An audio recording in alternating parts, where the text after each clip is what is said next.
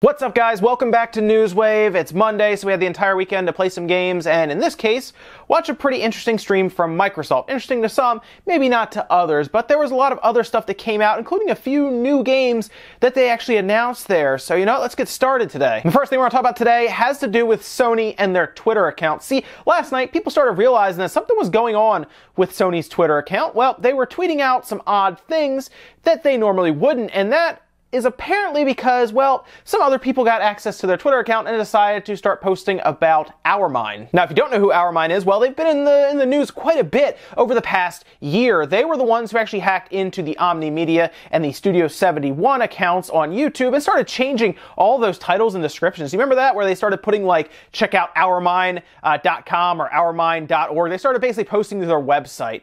And they did that for advertising. It was pretty obvious because all of those YouTube videos were getting a ton of views, and a lot of times what they do is they'll hack into high-profile accounts, whether it's through like social engineering, or a lot of people are thinking they actually have abilities to essentially hack in and get passwords and everything, and then they pretty much advertise about their service, their website, everything, and that way I guess they get a lot of eyeballs to it, and they show that, hey, we were just testing your security. By the way, here's our security service, and that's what they've been doing for a while now, and what they have done is apparently hacked into the Sony PSN or Sony PlayStation Twitter account and started posting about their services. Now, it didn't really become too much of an issue to a lot of people. While it's, of course, scary to see that a big company like that can have their stuff hacked pretty easily, or at least in our minds, another company just come in and just take control of their Twitter account, it wasn't a big deal until they apparently put out a tweet saying that, well, the database has also been leaked, and I think it gave a lot of people flashbacks to what happened before, where Sony was hacked, credit card numbers were taken and everything. So a lot of people started freaking out on Twitter. However, I have a strong feeling that was more of a bluff, or they're talking about something else. I don't think they actually have access to, say, the entire PlayStation network or anything. So I wouldn't worry too much about, like, databases being leaked or credit card numbers being stolen or anything. This is more, I would put on the side of publicity stunt to get people to look at their information. By the way, it's a shame this kind of stuff happens a lot, especially when there is publicity to be gained here. In their case, they just posted their website all over the place, and people saw it. They've been doing it for a while. That's the way it works for them. Next up, let's talk about Pokken Tournament DX real quick. There was a tweet put out by the Pokemon company on their Pokemon Twitter account simply saying a demo is coming soon. No date, no information as to what's in the demo, but a demo is coming. And that's a good thing for a lot of people, because while I know there are a lot of Wii U owners who are buying into the Switch, there are plenty of people who did not have a Wii U that now have a Switch. And to put out a demo like this for a game like Pokken Tournament that a lot of people are looking at, and maybe they don't know if they want it or not because, well, they might not even understand what it is, it's a good way to just throw a demo out there. I wish more companies did this, put demos out so we could try the game out before we buy it. And I'm glad to see that this is kind of becoming, I guess, the norm now, considering we have a lot of test fires and test punches, and Rayman for example, has their demo out, and now Pokken Tournament is going to have a demo. I would love to see something like Mario Odyssey have a demo, obviously, but I think most of us know we're going to want to play it, we're going to buy it. That one really doesn't need a demo as much as something a little more offbeat like this Pokken Tournament that a lot of people probably didn't play on the Wii U. Good way to kind of get them in and see if they like it or not. Now let's jump over to Sony and Ark. Now, a lot of people are pretty excited about Ark, but one of the things that keeps coming up for Sony and Microsoft and everything is crossplay, because we're trying to work towards really a future, I think, where everything just works together, and it seems like Microsoft is taking the initiative here to get people playing together, even if they're on different systems. Whether you're on PC, you're on Xbox, or Switch, how we see with Minecraft, for example, even cell phones, everything coming together to play kind of under one umbrella. But of course, the company that doesn't seem as interested in all of this seems to be Sony, which is interesting. But again, I've talked about it.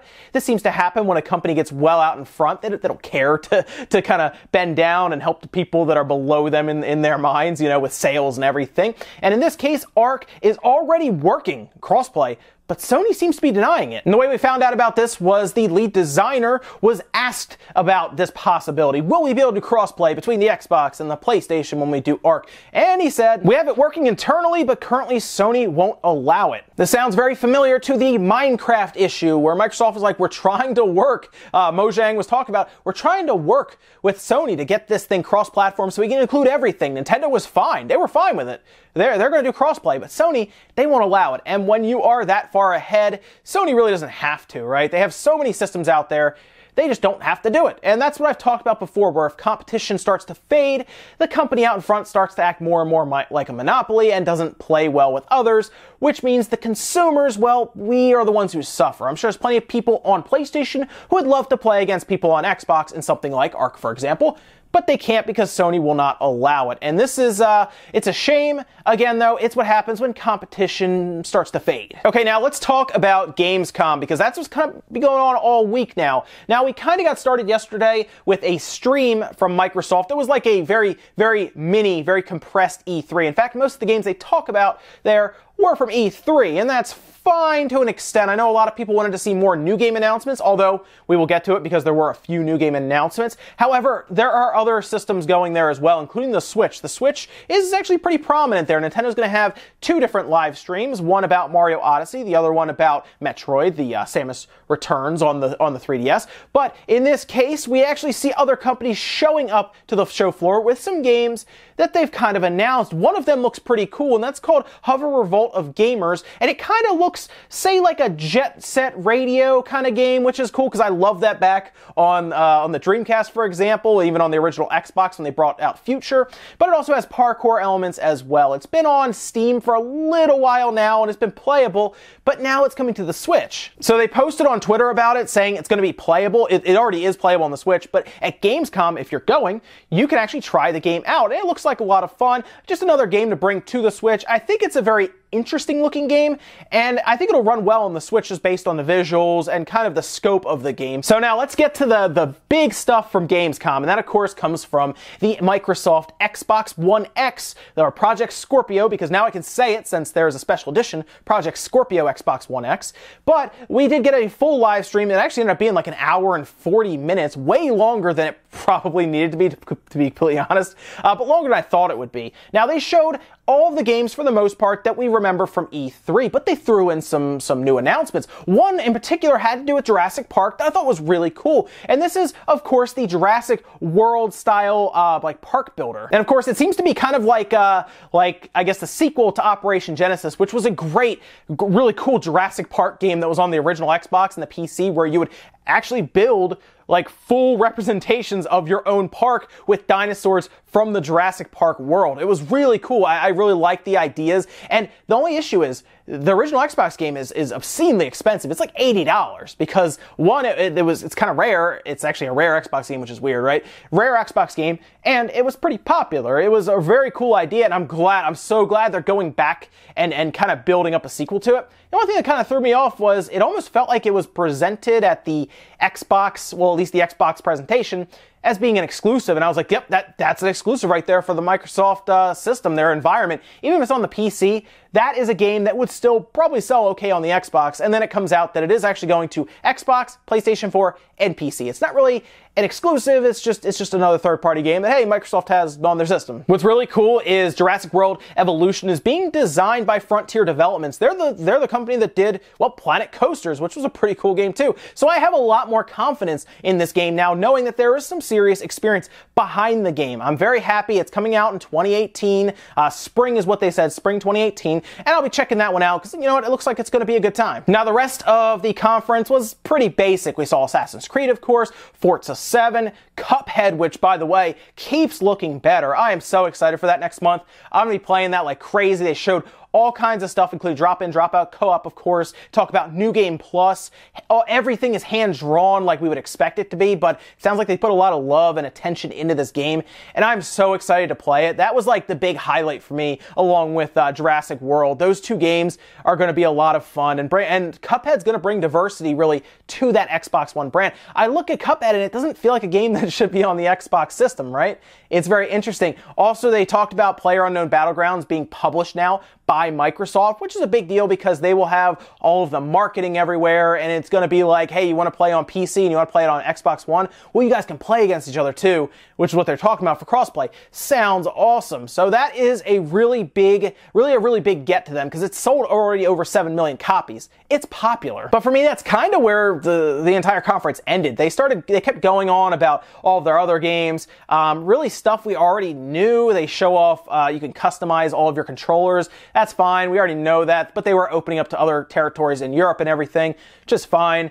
And then they go on and they show off the Xbox One Minecraft Edition, which is a great idea, by the way. That's going to sell well, definitely, because, well, Minecraft fans will buy that Xbox. Really, as cool as that Microsoft and Minecraft, well, that Minecraft Xbox One looks, I feel like it's coming out at a weird time. I know they want to push the Xbox One S forward because that's going to be their moneymaker going forward. It's not going to be the X, it's going to be the Xbox One S that becomes progressively cheaper to make as we go forward, especially like next year. Like next Christmas, they can move tons of Xbox One S's. That's going to be some money for Microsoft, not the X.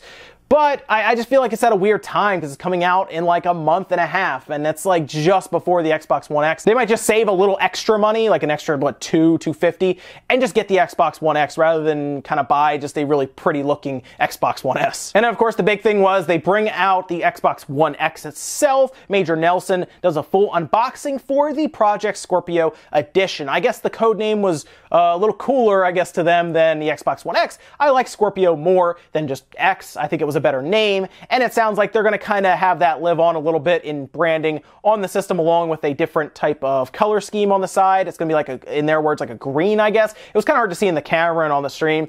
And then they do a really cool concept with the box where it harkens back to the old Xbox, the one I really liked.